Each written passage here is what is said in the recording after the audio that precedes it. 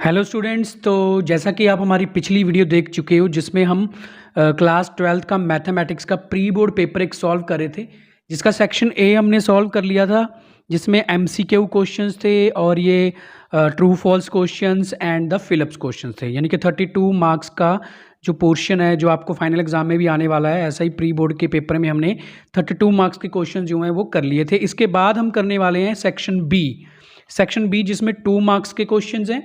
तो इनके सोल्यूशन हमने पहले से लिखे हुए हैं, तो जल्दी से हम देख लेते हैं इनके सोल्यूशंस क्या हैं। यहाँ पे आप देख सकते हो, यहाँ पे मैट्रिक्स का क्वेश्चन है और जो है find the angle between the planes के बीच में। तो इन क्वेश्चंस के सोल्यूशंस हमने सॉल्व कर रखे हैं, वो देखते हैं हम जल्दी से। तो यहाँ पे देखिए mathematics class 12th pre board paper 2020-23 session है, जो मैक्सिमम मार्क्स 80 और टाइम जो 3 आवर्स का होने वाला है आपका। और 2 मार्क्स के क्वेश्चन में सबसे पहला क्वेश्चन आपको जो है वो आपको 3 मैट्रिक्स दिए गए हैं और इक्वल टू 0 के इक्वल ये आपको तीनों मैट्रिक्स दिए गए हैं। तो इनको सॉल्व करना है, आपने मल्टीप्लाई करना है। तो रूल क्या है हम जानते हैं, जो फर्स्ट मैट्रिक्स है हमारा ये 1/2 का है और सेकंड मैट्रिक्स है जो वो 2/2 का है। तो फर्स्ट जो हमारा मैट्रिक्स है उसकी नंबर ऑफ कॉलम्स अगर सेकंड मैट्रिक्स के नंबर ऑफ रोज से मैच करती हैं, यानी कि सेम है, तो ही हम इसकी मल्टीप्लिकेशन पॉसिबल है और हमारे पास जो नया मैट्रिक्स बनेगा वो उसका ऑर्डर 1/2 होगा। तो हमने सॉल्व कर दिया, ये हमारे पास बन गया -7 और 4। देन हमारा जो थर्ड मैट्रिक्स था जिसमें x3 हमको दिया गया, ये कॉलम मैट्रिक्स दिखाई दे रहा है आपको। तो इसमें भी हमने इसका पहले ऑर्डर चेक किया, ये 1/2 का है, ये 2/1 का है, तो मतलब इनकी मल्टीप्लिकेशन पॉसिबल है। इनको हमने मल्टीप्लाई किया तो हमारे पास एक ही एलिमेंट बन गया, मतलब कि जो हमारी x की वैल्यू है वो 12/7 के इक्वल आ जाती है। ये था हमारा फर्स्ट क्वेश्चन जो कि 2 मार्क्स का था। नाउ नेक्स्ट क्वेश्चन देख लेते हैं हम। हमारा नेक्स्ट क्वेश्चन क्या है?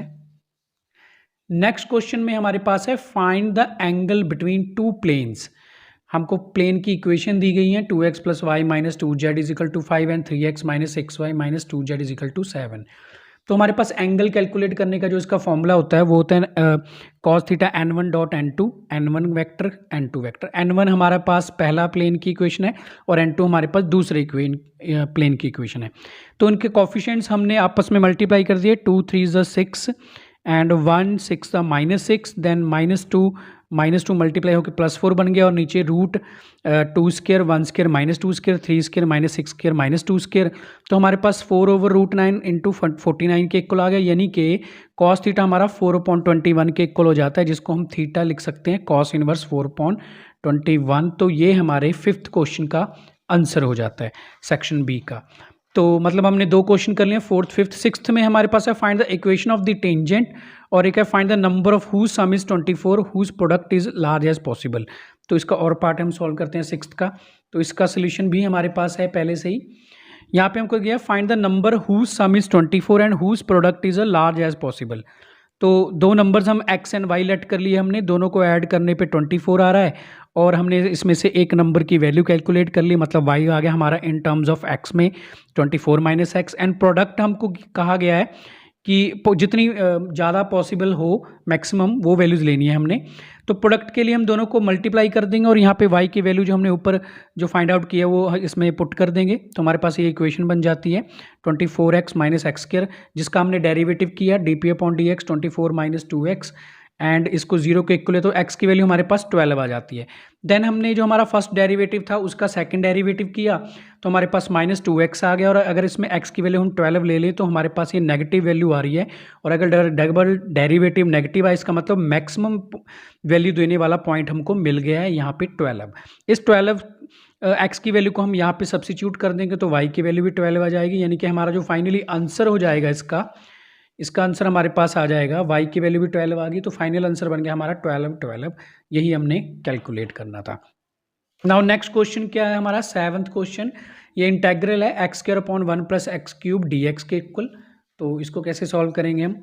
ये भी बहुत सिंपल है हमारे पास। इसमें हमको दिया गया एक इंटेग्रल x² + x³ dx।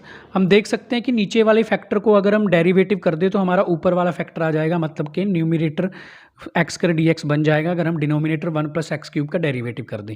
तो इस तरह से इंटेग्रल को सॉल्व करने के लिए हम 1 + x³ को t के इक्वल ले लेते हैं, देन इसका डिफरेंशिएट करेंगे तो x² dx dt/3 के इक्वल आ जाएगा, जो यहाँ पे हम सब्सिट्यूट कर सकते हैं, और x² डी एक्स हमारा डी टी अपॉन 3 के बराबर आ गया।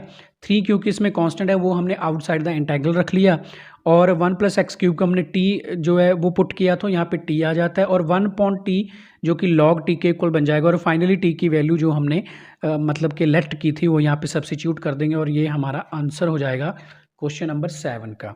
उसके बाद देख लेते हैं 8th क्वेश्चन क्या है हमारा। नेक्स्ट क्वेश्चन नंबर 8 2 मार्क्स का, लास्ट क्वेश्चन है 2 मार्क्स का। ये find the area under the curve given the lines. हमको एक कर्व की इक्वेशन दी गई है और 2 लाइंस की इक्वेशन दी गई है, हमने एरिया अंडर द कर्व पता करना है। तो इसकी फिगर भी बनाई जा सकती है, कुछ इस तरीके से फिगर बनाएंगे हम। 2 लाइंस है हमारे पास, x = 1 एंड x = 2, और जो ये कर्व दे रखी है हमारे पास ये अपवर्ड पैराबोला है। तो ये वाली पोर्शन का एरिया हमने कैलकुलेट करना है, मतलब कि ए बी सी डी इसका एरिया कैलकुलेट करना है। तो हमको पता है area of A B C D ये कैलकुलेट करने के लिए हमको वाई डी एक्स चाहिए, और लिमिट्स हमको 1 और 2 पहले से ही दी गई हैं, मतलब कि 2 लाइंस की इक्वेशन। तो x = 1 और 2 लिमिट तक ही हम कैलकुलेट करेंगे। 1 2 लिया हमने, x के डी एक्स आ गया, और इसका जब हमने इंटेग्रल किया तो x³/3 अपर लिमिट हमारे पास 2 है और लोअर लिमिट 1 है, तो सब्सिट्यूट कर दी हमने upper limit over minus lower limit. तो इसको सॉल्व करके 7/3 यूनिट्स जो है हमारा फाइनली 8th क्वेश्चन का आंसर आ जाता है। तो स्टूडेंट्स ये हमारा सेक्शन बी था। तो इसके बाद हमारे पास सेक्शन सी के क्वेश्चंस बच चुके हैं जो कि 4 मार्क्स के क्वेश्चन है, और सेक्शन डी रह गया है जो कि 6 मार्क्स के क्वेश्चंस है, 3 क्वेश्चंस है। इनका सोल्यूशन भी जल्दी ही हम अपने चैनल पे अपलोड करेंगे, और हमारे पास फिजिक्स और केमिस्ट्री के जो पेपर हैं वो भी आने वाले हैं, तो उनके सोल्यूशन भी हम जल्दी अपने चैनल पे अपलोड करेंगे, और इनके PDF भी हैं जो मैं अपने टेलीग्राम चैनल पे जो है आपको प्रोवाइड करवा दूंगा। तो आप मेरा टेलीग्राम चैनल ज्वाइन कर लीजिए, लिंक आपको डिस्क्रिप्शन में मिल जाएगा, और अपनी स्टडी को कंटिन्यू रखिए। Okay students, take care and bye.